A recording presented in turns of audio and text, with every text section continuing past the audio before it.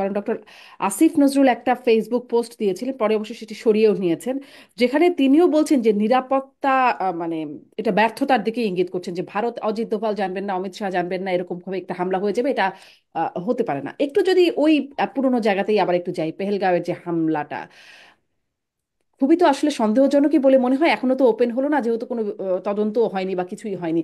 কিন্তু একটু ছোট্ট যদি একটু বিশ্লেষণ যাই, তারপরে বাংলাদেশের প্রসঙ্গটাও একটু আসবো, যে একটু ছোট্ট বিশ্লেষণ আপনার কাছ থেকে যাই, যে এরকম একটা পর্যটক এলাকায় কোনো নিরাপত্তা থাকলো না, আগে থেকে রেকি করে এসে হামলা হলো, হামলা করে পালিয়ে গেল, মানে বিষয়টা আসলে আপনার বিশ্লেষণটা কেমন এটি নিয়ে? আহ, এটা বোঝার জন্য সবচেয়ে সুন্দর কথা বহু আগেই বিসমার্ক বলেছিল যে foreign policy is extension of domestic politics. তো খেয়াল রাখতে হবে যে ডোমেস্টিক পলিটিক্সের একটা এক্সটেনশনই কিন্তু পররাষ্ট্রনীতি। এবং অনেক সময় এটা আমি মনে করি একটা তার কি বলা হয় সত্যতা পাওয়া যায় বিসমার্কের সেই বিখ্যাত কথা। এখানে আহ, কি কারণে হয়েছে সেটা বলা মুশকিল এখনো, তবে ইন্টেলিজেন্সের দুর্বলতা এটা তো পরিষ্কার, নাহলে এত বড় একটা ঘটনা কেমন করে ঘটলো, বিশেষ করে যেখানে এত পরিমাণে সৈন্য আছে। এ তো মানে কাশ্মীরে তো অন্যতম মিলিটারাইজড একটা স্টেট, হাইলি মিলিটারাইজড স্টেট, পার ক্যাপিটাল বিরাট সংখ্যা তার, এবং যেই বাজেট ভারতের তার একটা বিরাট অংশ কাশ্মীরে ব্যবহার করা যায়। অনেকটা এক এক মানে অনেকটা 911 যেভাবে ফেল করেছে আমেরিকার $1 ট্রিলিয়ন মিলিটারি বাজেটের পরেও 16-17 জন সুইসাইড টেররিস্ট একেবারে নাড়িয়ে মানে নড়চড় করে দিয়েছে আমেরিকার শক্তিশালী মিলিটারি স্ট্যাবলিশমেন্ট। ঠিক এটাও ওই অবস্থা যে ধারণা করেছিল যে আমি রিভোক করে ফেললাম 370, ইয়েস সামরিক বাহিনী থাকবে, তার ইত্যাদি থাকবে, কিন্তু তারাও একটা কমপ্লেসেন্ট হয়ে গেছে।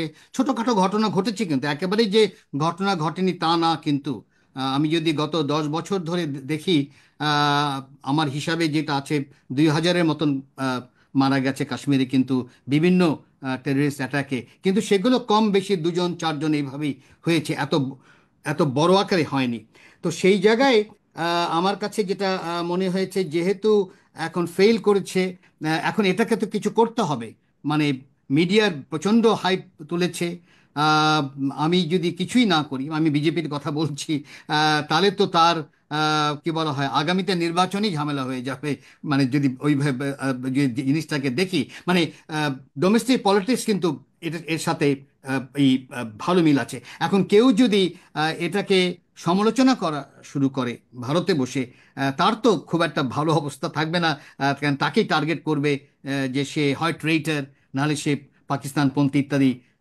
কারণ এখানে লিবারেল কাঠামোটাই একেবারে মুছে গেছে, এবং পুরো মিডিয়াই কিন্তু ক্যাজুয়ালিটি। মিডিয়া কিন্তু সাংঘাতিক হাইপ তুলছে, অনেকটা রেস হুম। করছে মিডিয়া, কে কত বেশি কি বলা হয় প্রো ভারত হতে পারে। কিন্তু মূল সমস্যাটা যেটা কাশ্মীরের, সেটা তো আমি থামাতে পারছি না। এখন এখানে কিন্তু ইন্টারেস্টিংলি, যদিও হুমায়ুন ভাই একভাবে বললেন, আমার কাছে মনে হয়েছে যে চীন আর আমেরিকা কাছাকাছি কিন্তু তাদের রেসপন্স ছিল। মানে চীনের শব্দটা ব্যবহার করেছে, যেটা ইংরেজিতে অনুবাদে এসেছে রিগ্রেটেবল, আর হুম। ওদিকে ডোনাল্ড ট্রাম্পের মুখ থেকে এসেছিল shameful. So regrettable and shameful, এবং দুজনেই কিন্তু বলেছে যে রেস্ট্রেইন এক্সারসাইজ এক্সট্রেইন, যেন তারা যেন আরো বেশি না বার হয়। একটা জিনিস খেয়াল রাখা উচিত, আহ, যদি ভারত যদি মনে করে, বা চীনও যদি মনে করে যে পাকিস্তান একেবারে তার দিকে চলে যাবে, সেটা সম্ভব না। কারণ পাকিস্তানের মিলিটারি এলিট যেটা, সেটা সাংঘাতিকভাবে প্রো আমেরিকান। তারা ট্রেন্ড হয় আমেরিকায়, তাদের চিন্তাভাবনা আমেরিকায়, তাদের হুম। ছেলেমেয়েরা আমেরিকায় থাকে। আহ, আমি বেশ কিছু তাদের চিনি ভালো করেই, যার জন্য প্রচণ্ডভাবে তারা প্রো আমেরিকান, প্রো ওয়েস্টার্ন, তারা কোনোভাবেই প্রো চাইনিজ না। বরং ফুড সোলজার যারা আছেন তারা হয়তো থাকতে পারে কিছুটা, সেখানেও অনেক প্রশ্ন আছে। জাস্ট মিলিটারি সাপোর্ট পাচ্ছে বলেই সাংঘাতিকভাবে তারা চায়নার দিকে তাকাবে এবং চায়না সাহায্য করবে, এটা আমি মনে করি না। কারণ চায়না কখনোই আহ, এটা করে না। হুম। যতগুলো আশেপাশে দেশ আছে কখনোই কিন্তু এই ব্যাপারে কখনো কোনো যুদ্ধে জড়াতে যায় না, এবং তার একটা ইতিহাস তৈরি করেছে যে যুদ্ধ না করে কিভাবে উন্নয়ন করা যায়। তো যেহেতু তার এলিটটা প্রচণ্ডভাবে, পাকিস্তান এলিটটা প্রচণ্ডভাবে প্রো আমেরিকান, সেখানে যদি ভারত মনে করে যে সে পাকিস্তানকে আমেরিকা থেকে সরিয়ে দিবে আহ, অর্থনীতি এই মার্কেট করে, সেটাও সম্ভব না। যদিও এখানে বলে রাখি, ভারতের এলিটও কিন্তু প্রচণ্ড আমেরিকান, প্রো আমেরিকান। এখানে কিন্তু মিল আছে কিন্তু, মানে এই যে এটা হলো ইন্টারেস্টিং, যেটা আরো গবেষণা করা দরকার।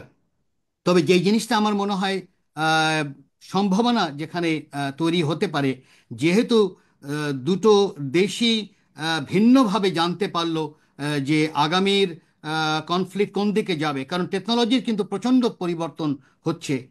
এবার এখনো দেখিনি, তবে আমি মনে করি যে কিছুদিন পরেই ড্রোনের ব্যবহার শুরু হয়ে যাবে। এটাও খেয়াল রাখা দরকার। আমি যদি হুম। যেটা আমরা ইসে দেখছি রাশিয়া ইউক্রেনের যুদ্ধে দ্রোণের বিশাল প্রভাব, সেটা ভারত পাকিস্তানের মধ্যে না হলে, মানে না হওয়ার কোনো কারণ নেই, সেটা হবে। একইভাবে আমরা জানি মিসাইল টেকনোলজি বেড়েছে, এখানে এয়ারক্রাফট নিয়ে করার সেটাও থাকবে না। আমরা দেখেছি মিসাইল কিভাবে অল্প দামে তৈরি করতে করা যায়, যেটা হুতিজদের মিসাইল যেভাবে আক্রমণ করছে ইসরায়েলে, খুবই অল্প পয়সায় তারা বানাতে পারছে। সেই জিনিসটাও খেয়াল রাখা দরকার। যার জন্য টেকনোলজিও পরিবর্তন, এখন ওই টেকনোলজি যখন আসবে তখন কিন্তু আরো মানে ঝামেলা তৈরি হবে দুটো দেশের জন্য।